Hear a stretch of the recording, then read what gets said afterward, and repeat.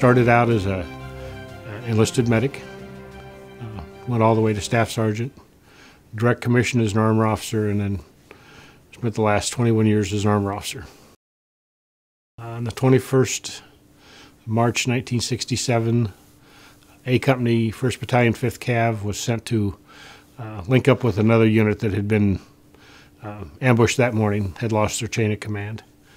And our company went in to link up with them that night. We started out, got on the ground about 5:30 at night, and still had light. Started moving toward them. We got about 600 yards. Started a village, enter a village called Tanantu, and Jose Sanaquet, our point man, he heard him yell that there were NVA in the village, and everything broke loose. And I had been out with the platoon leader's machine gunner. That was my bodyguard, and I realized I was on the end of the line, and so I started moving toward the center of the line to the platoon sergeant's machine gunner, and I got about halfway, and that's when the fire started, and hit the ground, dumped my gear, and I heard that platoon leader was hit, and so I 8-bag ammunition rifle took off to where the platoon leader was. I got to him. He was shot. He was hit in the side of the head. Bandaged him up, and while I was bandaging Lieutenant Larson up, the sniper that shot him was shooting at me, and I don't multitask well. And so I picked up the rifle and shot the guy, and then worked across the line taking care of the wounded. They said that that Tom Watson was hit. That was the machine gunner I was with to start with, out on the left flank of the platoon. And so I made my way out there, and kind of oblivious to being shot at. Nothing hit me. Got to Tom, and Tom Watson was hit, and Thomas, his assistant gunner, was hit. And I was taking care of them, and I looked over to my right, or my left then, and here was a kid named Baker, a new guy. We had 5 guys in the platoon who'd been there. This was our second day in the field. And he's out there with his M16 firing away. And laying there on the ground is a perfectly good machine gun. So I kicked him in the foot and said, would it be better to use the machine gun?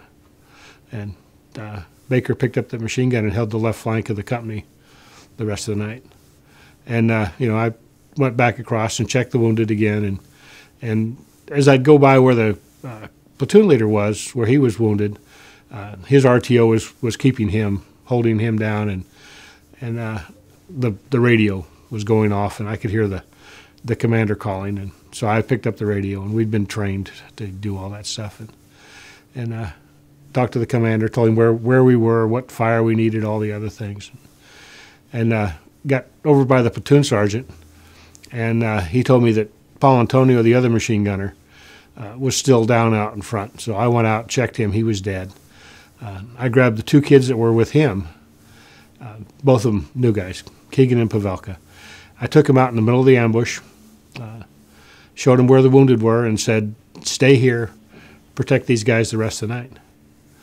And they did. I took them ammunition twice, and got back over to where platoon leader was, and we were getting, it was getting dire. I had more wounded than I had healthy. I couldn't evacuate my people, and so I got on the radio to the company commander and says, we need some help. And he said, 3rd Platoon couldn't find us. And I knew I'd seen 3rd Platoon when the stuff started, and they were 100 yards maybe behind us. And and we were in the village that was burning. If you can't find that, and but really, when you think about it, they had lost their platoon leader a few days before. And I said, I'm going back and get help.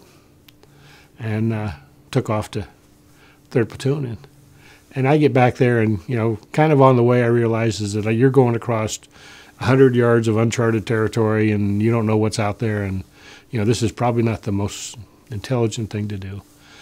Got back and told Sergeant Wall, I said, I need at least 4 men, because 4 would have got us almost even with how many wounded and how many healthy we had. And he says, he said, Doc Hagemeister needs 4 guys to go back up and help get wounded out. And I went back up to the platoon, and 4 guys followed me, and showed them where the enemy positions were. And because I was the guy who was probably the least employed of the night. I was taking care of my wounded, and I didn't lay there and fire all night. I was doing my job. I went back and showed them where the enemy were, got them in position, went over, checked my wounded again, got the platoon sergeant and said, he said his RTO was wounded, and I checked him out. About probably another 20 minutes, they told us we were going to start evacuating, start and pull it back. So I told him I was going to go up and get Paul Antonio's machine gun, because when he went down, he still had his machine gun. I went up and got that machine gun, brought it back with me, and then went across the front of the ambush and made sure that everybody, all the noses were counted, everybody was evacuated. Either they could move on their own, or there was someone there to carry them and help them out. And so about probably 11, 12 o'clock at night, we had everybody back to the company perimeter, and evacuated all our wounded. And like I said, got up the next morning. Basically no leadership. The senior guy we had was an E5 in the platoon. We went back on our mission the next day.